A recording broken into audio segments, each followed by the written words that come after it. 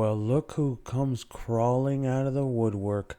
This Tom Quinn character who had been gone for a while, and apparently he even wrote a book. I mean, we kind of covered it. It wasn't really that important anyway.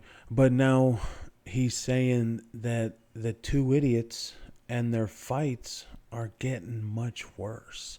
Now, the only thing is, watch, friends that have noticed, what friends? These people don't have friends, but okay. That, like all couples, the two idiots have their rows and disagreements. These are made worse simply because, unlike most couples, they spend all their time together. Now, that goes against every narrative out there right now. Nobody believes they spend all their time together. As a matter of fact, people believe that they are separated and they come together for public events. And you know what? I would even go as far as saying Meghan probably got fed up with being there and she didn't want to put in the effort anymore. And she was like, okay, I'm done. I don't want to be here anymore with these people. Like, I'm done, you know. I've seen some posts on X where they show her and she's looking at people pretty mean, you know. So when the mask isn't on, Meghan's a horrible person. Okay, so then this Tom Quinn guy goes on. The relationship also gets trickier when things don't go well with Meghan's businesses. Meghan was hugely upset and stressed when her internet homemaking venture was mocked. What? Okay. You would think, right, that she would be used to that by now. But I think it is because, I've said in the past, I think it is because this woman just thinks that we're going to see something that she does and it's going to win us over. And people are all of a sudden going to say, oh, yes, that's so amazing. Yes, Meghan. Yes, with your shitty gem and American Riviera Orchard. Shitty name. Yes, Meghan, we bow down to you.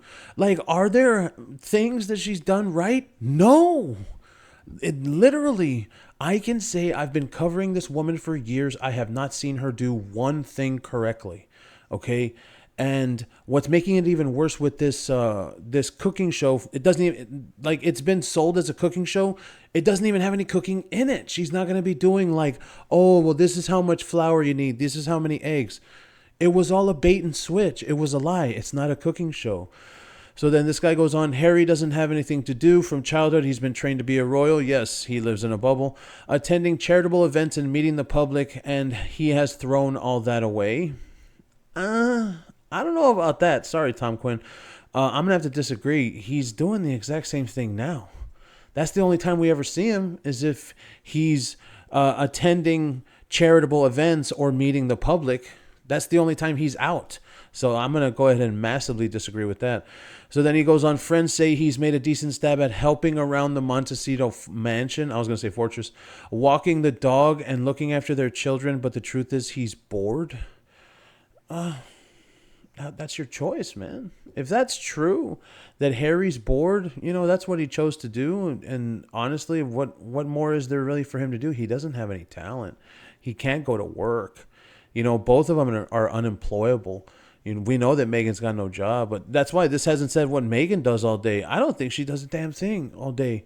I think she wakes up at 11 o'clock in the morning, looks on her phone, checks what's on her phone, and then checks what's on YouTube, checks what's on X, and then she'll write a couple of stories and send them off to People Magazine and Us Weekly. That's what I think.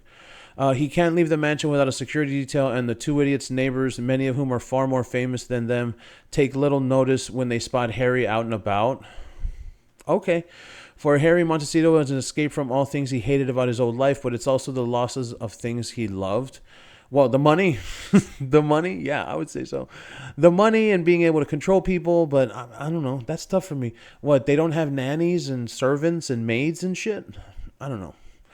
Something about it this doesn't add up, right? Then this goes on. The biggest sorrow for Harry living in the States is not seeing his old Eton and Army pals. Much of this is down to the fact they really dislike woke tree huggers, and rightly or wrongly, that's the way they feel Harry has become.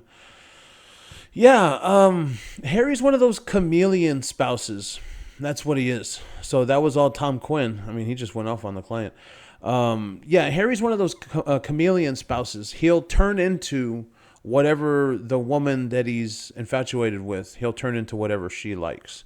So if she's like a liberal hippie, he'll turn into a liberal hippie. If she's some type of freak, well, I mean, let's just say we've heard about the roasting chicken. So yeah, that sounds about right.